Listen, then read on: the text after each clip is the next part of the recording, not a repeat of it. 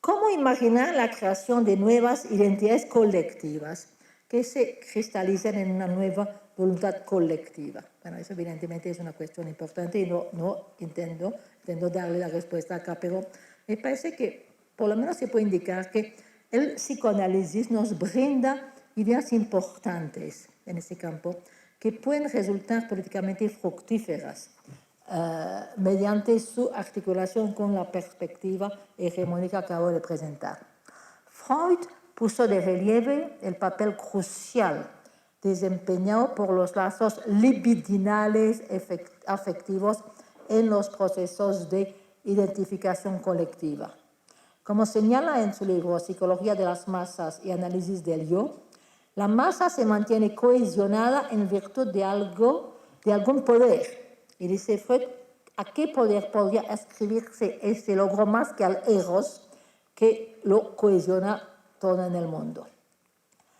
En tanto, los afectos son concebidos para el psicoanálisis como maleables y susceptibles de ser orientados en direcciones diferentes, la tarea de una política agonista de tipo contrahegemónico debe ser fomentar los apegos afectivos libidinales que van a contribuir a la desarticulación del orden hegemónico existente.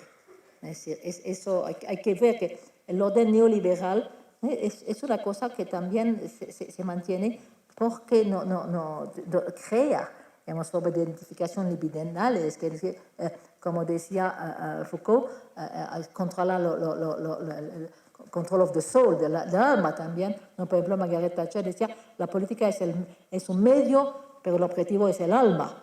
¿No? Estaban muy conscientes de esa importancia. Bueno, ¿cómo se puede llevar eso a cabo? ¿Qué tipo de prácticas pueden contribuir a alcanzar tal objetivo? Bueno, como les dije, no le voy a aportar una solución, no es posible brindar respuestas generales a eso. No existen recetas inequívocas.